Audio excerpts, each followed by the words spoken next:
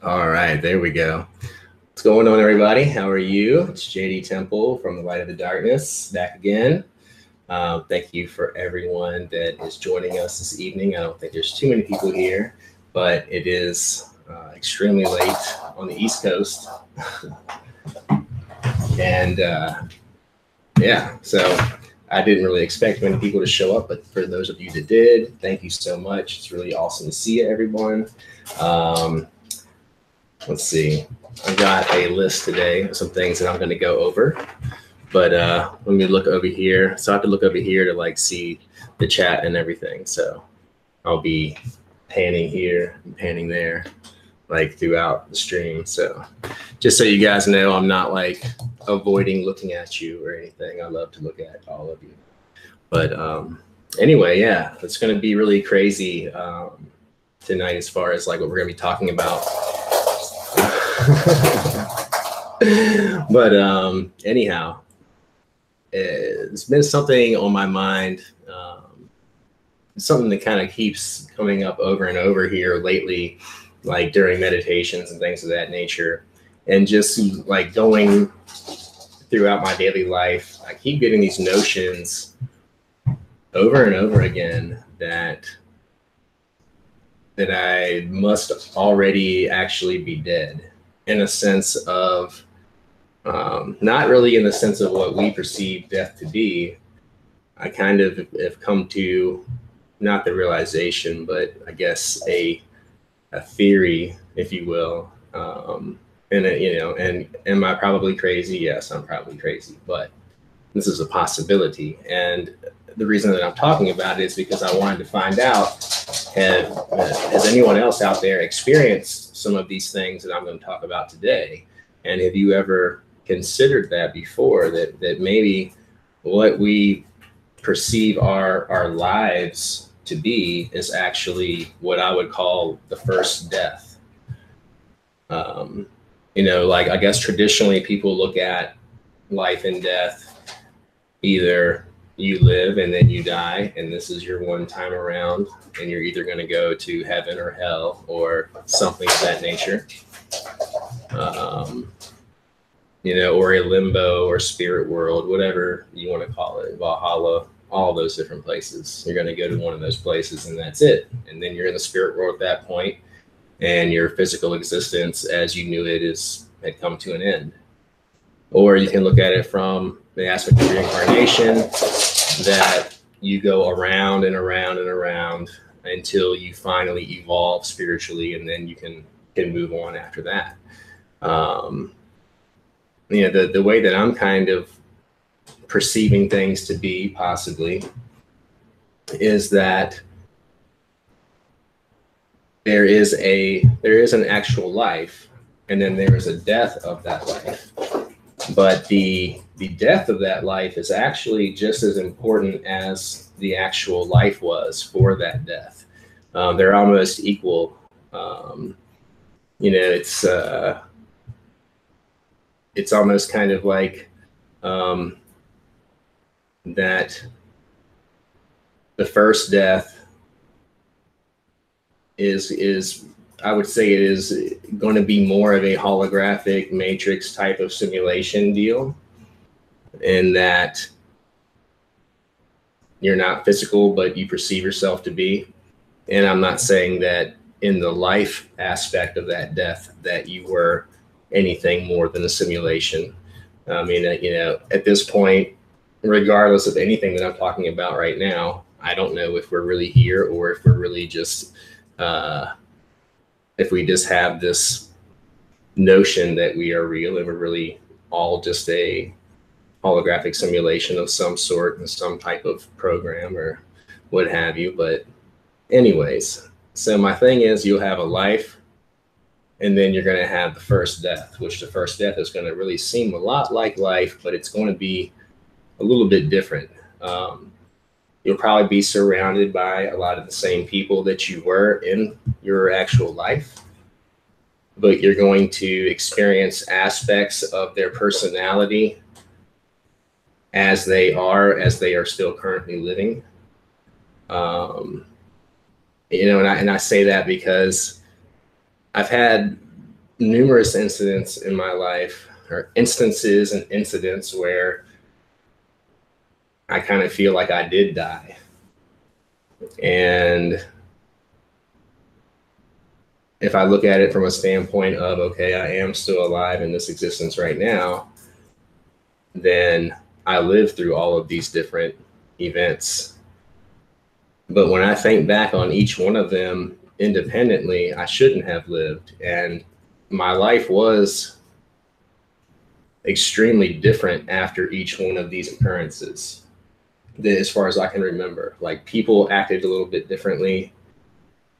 I want to say, like, reality as a whole was shifted, and that either I was in an alternate dimension of that existence, or I was experiencing a different reality altogether, in that I wasn't alive anymore. I was going through an actual death sequence, or a death reality, if you will.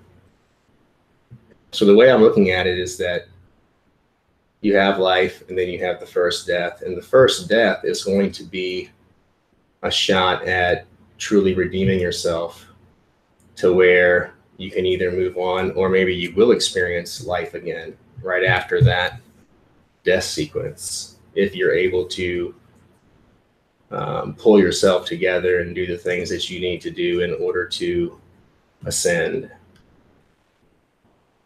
Now, if you are in death, the first death, and you really fuck up and you really don't give a shit about trying to progress spiritually and that kind of thing, and learn the lessons you need to learn, all of those things for your own personal growth, that kind of stuff, then you're going to experience what I would consider as a second death, or soul death.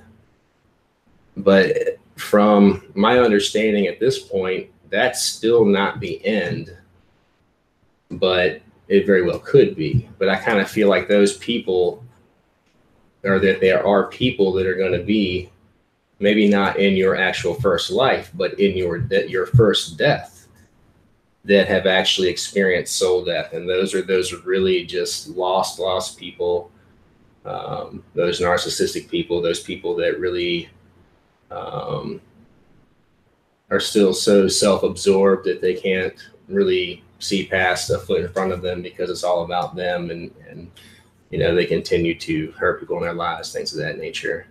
Those people are actual lost souls, or are experiencing what is called soul death. And if they can find a way to pull themselves out of that soul death, then they'll move back up to that first death sequence, either having a chance to move on, or they will have another shot at life again, and then go through the first death, and then hopefully progress from there. I know that probably all sounds really freaking crazy. And I don't blame you guys if you're like, what the hell is he talking about here? But I just can't get over the fact that so often reality is so just off the wall crazy, and the things that happen in it are just so convoluted, that it's like, I can't help but think that I may actually be dead, and that the people that I am closest to now, maybe they are some of the people that are in that first death sequence too. And that everybody else around us, either they are a matrix simulation of sorts, or they are other people that are also dead, or they're people that have also experienced soul loss, and those are the ones, or soul death, in other words. And those are the ones that are going to be able to truly interact with us in this first death. And it kind of, I think that just makes it even more of a test and a challenge for us to ascend, because we're actually having to deal with these people that have experienced actual true soul death. So like, that's one of the things that, the hurdles and challenges that we have in the first death, is to deal with people that have experienced soul death. But I mean, I have, like, at least two instances that I can think of in my life that, yeah, at least two, no, three actually. Instances in my life where I'm shocked that I lived through it, and looking back on it, things like, it's almost like this weird Mandela effect as far as what the way that I remember things and how the world was and how my relationship was with certain people, and what that looked like, how our interaction would go typically, that normal type of relationship aspects you have with people. Like all of that was maybe not totally different, but it was different enough to where I can look back on it and take notice. And maybe even at that time in my life, even though I really had not spiritually, I hadn't had a spiritual awakening yet, I was still somewhat privy to the fact that something's not quite right, that things are a little bit different. The first time that I think that I died was when I was about 4, maybe, and I was at this pool party with my parents, I guess, and like their friends, and they all had little kids my age and stuff too. And this one couple had an in-ground pool, and I was riding one of those like big plastic big wheels, like with the big wheel in the front, the two little ones in the back, had like a little brake on it and shit, like all made of plastic type of toy that they made in the 70s and 80s, I guess, maybe even in the 90s, I'm not sure.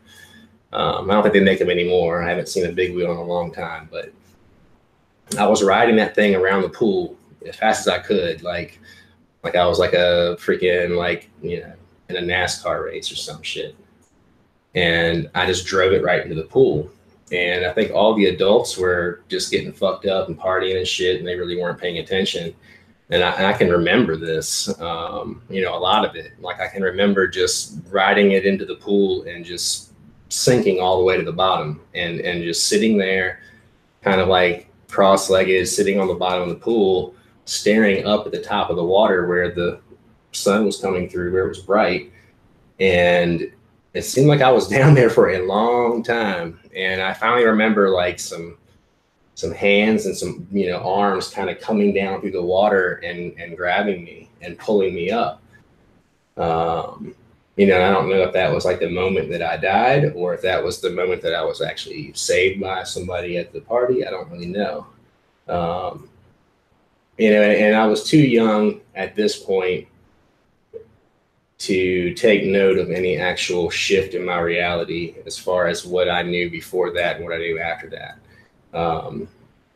Thinking back about all that stuff, all kinds of crazy shit happened, and it was so weird anyways that, even if it was different, it was still fucking crazy. So the second time, I think I was about 8 or 9, and I got into this 4-wheeler accident with my dad. And like we went up this huge hill, and he got to the top of it, and he wasn't used to, I guess, driving a clutch or whatever. This 4-wheeler had like several speeds or something, and he had a clutch on it, and he stalled out and it flipped backwards.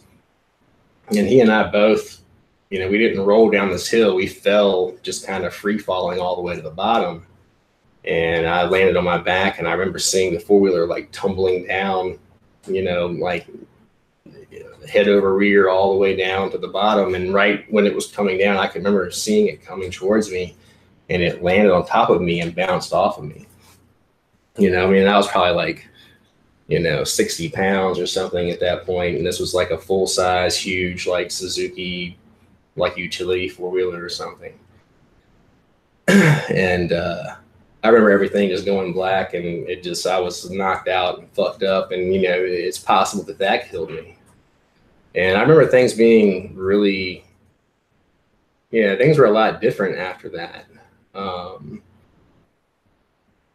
I don't know if that's when I experienced the first death, and I went on to my mid-20s and in this weird altered reality where I thought I was alive. Maybe I was actually already dead. I don't know. But I did a lot of stupid shit one night. I think I was probably about 27 at this point, maybe something like that. But I mixed a cocktail of different things on top of alcohol that night. A lot of things that you would hear about people on the in popular culture, dying from, like maybe somebody like Chris Farley or something like that. It was something like that. And I remember making it into my bathroom, and I felt so fucked up, so sick. And I was like sweating my ass off and like trying to puke. And I remember like that just wasn't happening, even though I felt like I needed to. I couldn't. And my heart was racing and I was sweating even more. Like I started getting that feeling that everything was kind of closing in on me and then I was going to pass out. And, in all my years of doing the crazy shit that I've done, for at that point, the last 10 or 12 years or whatever, I knew at that point that night that I had pushed things way too far. And it did scare the shit out of me. And I knew what that could possibly mean. But when you're in that position and you're all alone, and there was probably some people in the house at that point in time, but when you're incapacitated like that and you think that you're probably going to die trying to get someone else's assistance is, when they're not around, it's going to be really hard. So you just kind of accept that whatever's about to happen is going to happen, and you try to like fight it as best you can.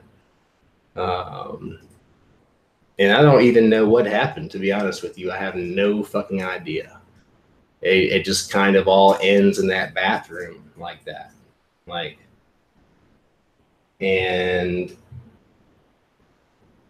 10 or 11 years later, I can remember certain things that have happened, or at least I think I do, but I really don't remember much. And I really don't remember much about, my 20s and things either. And yes, I mean, have I done things to kill brain cells? Fuck yeah. But, 3/4 of you out there, have you done things to kill brain cells? Probably. Or fuck yeah. Is that why I don't remember a lot of these, 2 decades of my life? I don't think I had fucked my brain up that much. So the only other thing that I can consider really is that maybe there is a reason that I don't remember a lot of these parts of my life, because maybe I was not alive anymore. Maybe I was already in this weird death sequence, or this the first death dimension or reality. And it would just make a lot of sense to me, because I mean, like, and I know all of you that have had spiritual awakenings or massive spiritual awakenings, that you can definitely understand what I'm saying when I say that the reality that you live in now is not the same reality that you were living in prior to your awakening. And I don't know that everyone out there has had a near-death experience as a, part and parcel of that spiritual awakening, just so happens. Probably not. Chances are probably not. But is there a event that happened in our lives prior to our spiritual awakening, something that we just can't remember, and maybe we did die, and maybe this spiritual awakening is actually a part of this first death sequence or reality? Maybe that's why we finally are coming into the realization of all of these spiritual aspects of life, because maybe we are actually dead, and it's a wake-up call at that point, that you have the opportunity to turn things around, or you're going to keep on heading down that road towards soul death, or the second death. I mean, and I'm sure there has been other people probably many handfuls of people, maybe hundreds, maybe thousands, that have talked about some type of scenario or theory like I'm talking about now. I'm sure there is. If there is, I haven't ran across it exactly or heard of it, but that doesn't mean shit because, I have not read an entire library of books, and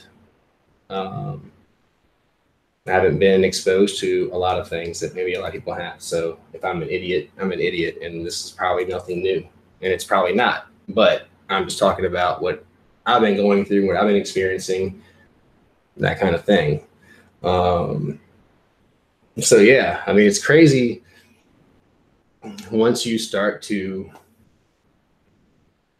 think in that way of like, am I actually dead? Like, is that possible? Am I not actually alive like I think that I am? Am I going to go and test it and see? I've thought about it, not seriously, but yeah.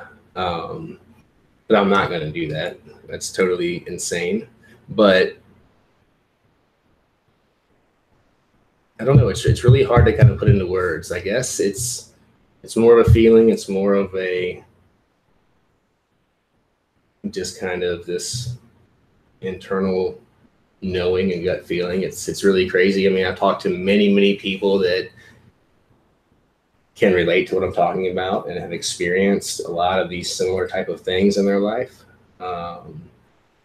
And they have definitely asked themselves that question over and over again. Am I dead? Am I, is this existence and this life that I think it is not really what it is? I mean, what do we really know about death? We really don't know much about it. And I'm not saying that I know everything or anything about it. I probably am like way far off of what it actually is. I mean, what the fuck do we know until we experience it and we go through it? We really don't know. We don't know any of this shit. And that's just how it is. And even once we experience certain things and we think we know, we probably still don't fucking know. But, that's kind of my thing about that, but from being dead, aside from being dead and that kind of thing, another thing that has been kind of on the forefront of my mind, something that keeps kind of coming back again and again, is this whole thing regarding like spirit communication, spirit interaction, and mental illness, kind of a lot of things. I think that like different frequencies are responsible for so many things in this reality, whatever it is, whether it's a physical reality or a spiritual one that we are perceiving to be physical, whatever the case may be. That frequencies are responsible for not only our ability to interact with spirits, but it's also a huge part of our spiritual ascent. And I might add, this is going to make it even fucking crazier, that adaptation that I'm going to discuss here in a moment to frequency, it may not be only for spirit communication, but also for extraterrestrial communication or alien communication. And I'm kind of feeling more and more, and I think there's a lot of occultists out there that share in this sentiment, but maybe not. There might be a bunch of closet occult, like extraterrestrial conspiracy theory occultist motherfuckers out there that just don't want to say, yeah, I think that's possible. That there's a huge correlation between these spirits that we work with and extraterrestrials or alien life forms, alien beings from outer space, that kind of thing. I know that's crazy, and I know that may take away from a lot of the mystique and mysticism and the dark allure of these spirits to say that they're just aliens, reptilians, or what have you. But that is a possibility. But I think regardless of whether you look at it, if it's a totally spiritual thing, spirit realm of infernal spirits that have nothing to do with anything extraterrestrial or alien or that kind of thing.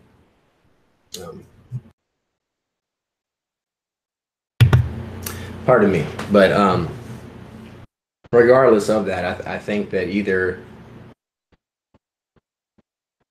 our ability to communicate and to perceive the spiritual realm or to communicate with these extraterrestrials, it all boils down to frequency. And I think that frequency also will coincide with our energetic vibration. And if you think about it, we are going from all of these different bandwidths and frequencies throughout our lifetime. For those of you that are in your mid 30s or to late 30s, like I am, and even older, you will remember not a high definition television or a plasma screen, but a regular set top television, the one that had the static, the one that was very deep and very heavy. Your grandparents probably had some that looked like furniture and shit, that kind of TV. And now I grew up with those. I was around those my entire life.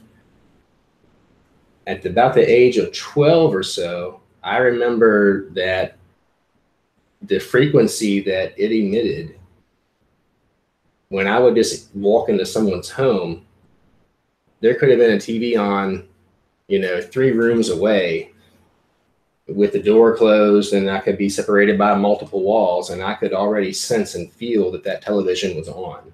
Like I knew there was a TV on somewhere in that house. I could feel it. And I remember that, there came a point like when somebody would turn the TV on and somebody would turn the TV off, I could feel that. And that might just be like static electricity or something like that, because they would shock you and that kind of thing. But I just remember that it took me a good 10 or 12 years of being around that frequency before I was actually able to resonate with it to the point to where I could identify it without seeing it, just from feeling it. Now, as we have progressed in our technology, now we're into like 3G, 4G, or moving into 5G. And all of that has a different resonance with it, a different frequency. It's not, from my understanding of it, it's not like what we were using before. And I'm just wondering, like, does all of that have anything to do with our progression as a spiritual species? Are we being conditioned by all of these frequencies that are surrounding us every day? Is that opening us up more and more? Is that making us more spiritually inclined? Is that increasing our psychic abilities? Now, I know a lot of people will say that stuff will hinder it, that, you want to get away from the Wi-Fi, you want to get away from all that stuff. That it's not good for you. Maybe it's not. Maybe it's not good for you. Maybe it's terrible, And it was tough to say that. I love being able to broadcast to all you people here right now. And if we didn't have that, I wouldn't be able to do it. All the information that we enjoy receiving, that we want faster and faster and faster, we rely on that to be able to do it. Now, you can also look at it as that, a lot of people have the theory that there's going to be a singularity that's going to come into effect, that, that we are going to merge with our technology. We're going to merge with our machines. They were going to figure out a way to like cheat death, that kind of thing. And maybe that is the case. And if that is, are we being conditioned towards that, little by little, allowing us and our physical bodies to adapt to these frequencies? And as they keep implementing new ones, we are beginning to evolve, and we are, able to process and deal with these frequencies without it being detrimental to us, detrimental to our physical bodies, detrimental to our emotions and our mental state. Now, maybe there are certain people out there that are very, very sensitive to these frequencies, and that as soon as you introduce 2G, these people were operating already at 5G because that 2G just opened them up entirely. Now, these people would be the people that you would consider to have mental illness. These are people that you would say have schizophrenia, people that you would say have bipolar disorder, people that you would say were just absolutely crazy or insane because they say they see this and they talk to that and all that stuff. Maybe they're not crazy. Maybe these frequencies that we are subjected to every single day of our lives have opened them up. So they are perceiving so much more around them than those of us that are still acclimating to these frequencies are able to.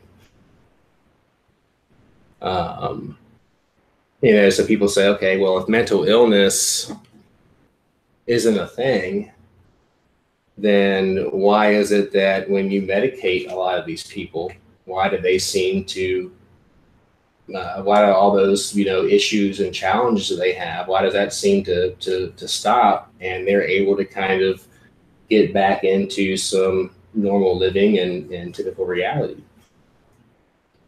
Well, maybe these drugs are manufactured to where they're going to either inhibit certain chemicals or add certain chemicals in the brain that is actually going to slow down the progression of that adaptation to these frequencies and kind of get everybody back, kind of put them back in line with the rest of society, basically, to where they're going to either open up at a more progressive rate as the rest of everyone else would, instead of just being open right away. It seems like you kind of have to have, if you're going to do something like that, you're going to have everybody kind of on an even keel, so that you don't have these people that are having adverse reactions in some senses to these frequencies, and that they are opening up fully prematurely, and the rest of society hasn't, so they're looking at them like they're fucking nuts.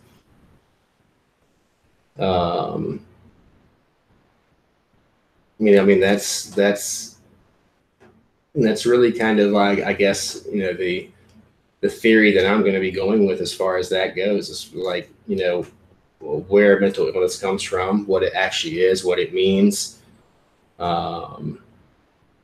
A lot of the reasons why so many people are having spiritual awakenings in today's age, more so than they have in just in probably hundreds of years, really.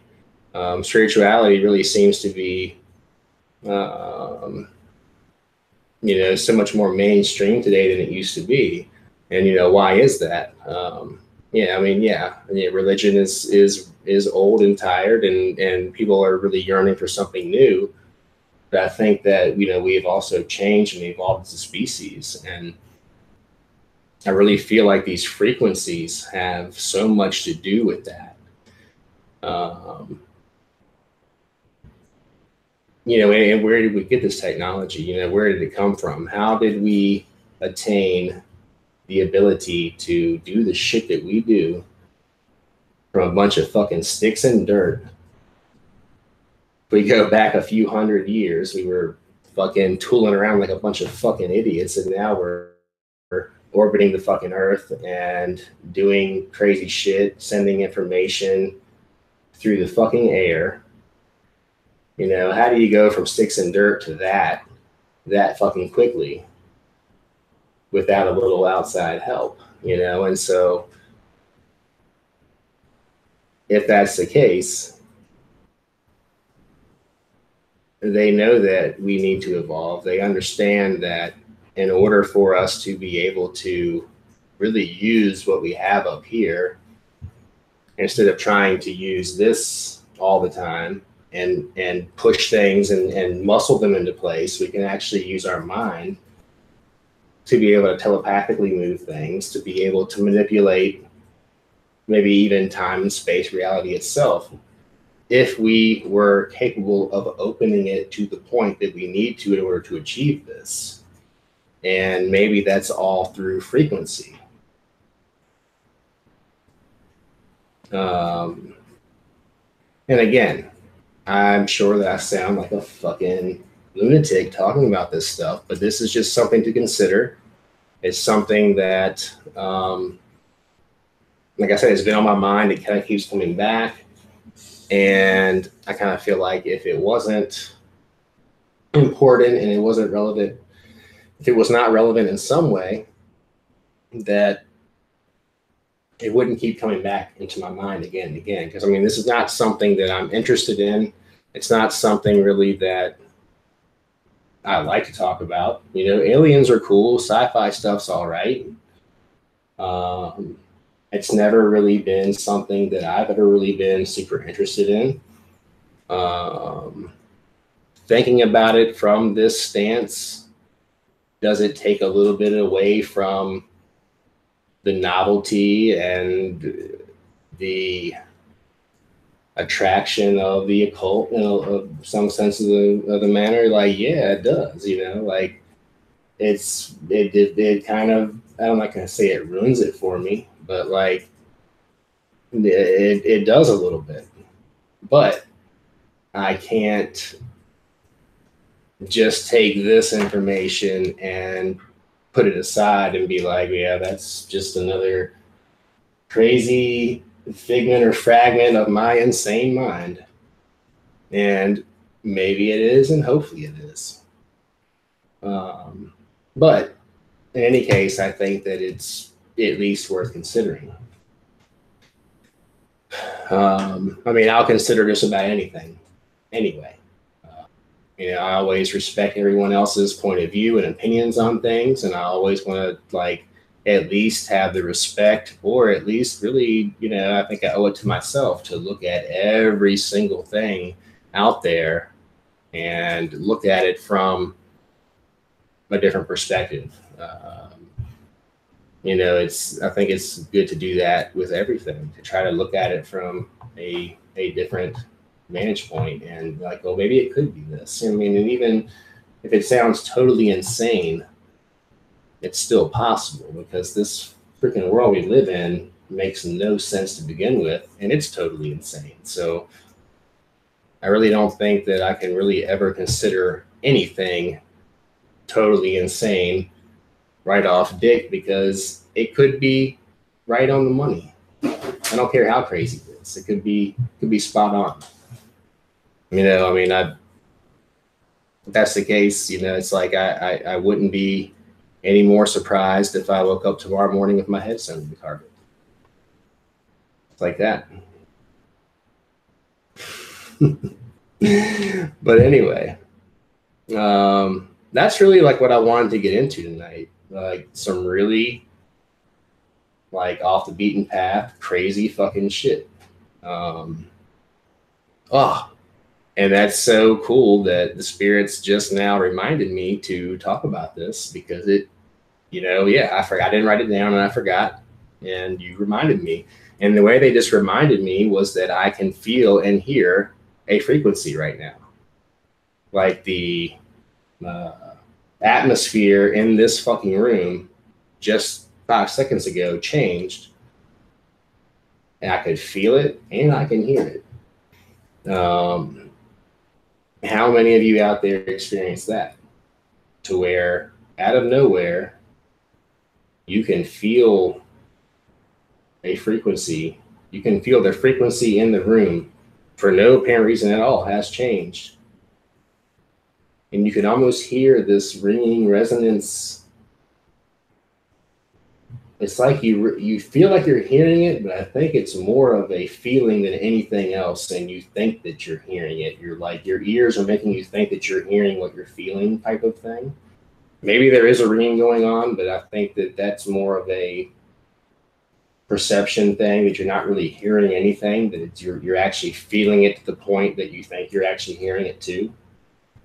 But how many of you, when you're doing evocations and invocations, like every time that you have spirit interaction, period, that you have that weird shift in frequency, that you can feel what feels like that frequency from that old school television, or that frequency from a radio, like a analog radio or something, an old boom box or some shit. Like, you can feel it. You can feel that frequency. I have the same type of deal whenever I interact with spirits. And when it's really, really intense, that's when I get the goosebumps and my hair stand up on end, and you have some some EMF going on, and you can really kind of feel that electromagnetic static that is just kind of energized. It's just kind of everywhere in that atmosphere that was not there a few seconds ago. It's just profound to me.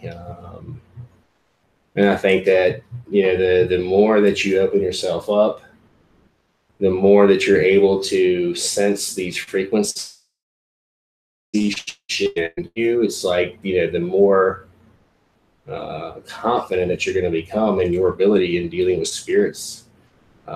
Especially, I don't know much about aliens, but I've had a few instances too where I think that I have had some very close contact with them. I just didn't know it at the moment, but I have some things on video and some things like that. They kind of lead me in that direction, that I wasn't dealing with a spirit at that moment, but I was actually dealing with something else entirely. Or maybe it's not something else entirely. Maybe the two are very, very closely related. They may not be mutually exclusive at all. They may be, the very, very same type of being that we're dealing with. Spirits and aliens and spirits, whatever.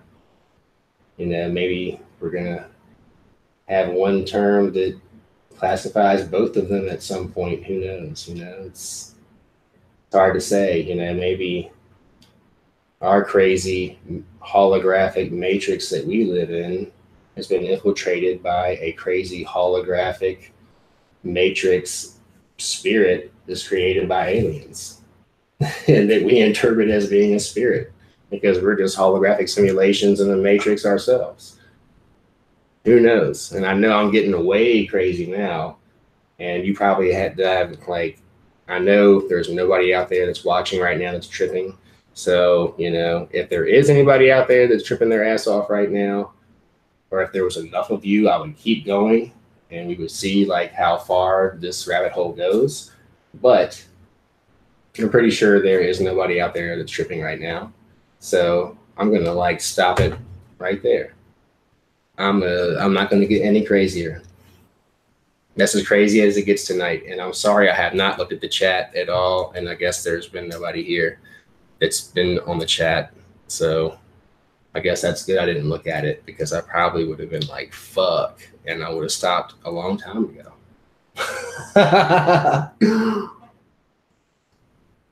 So with that being said, I'll have some new videos out soon. And I love all of you guys very much, and girls. And you all fucking rock. And today's episode has been brought to you by the number 4 and the letters Q and U. And I will see you guys next time. And I love you all. And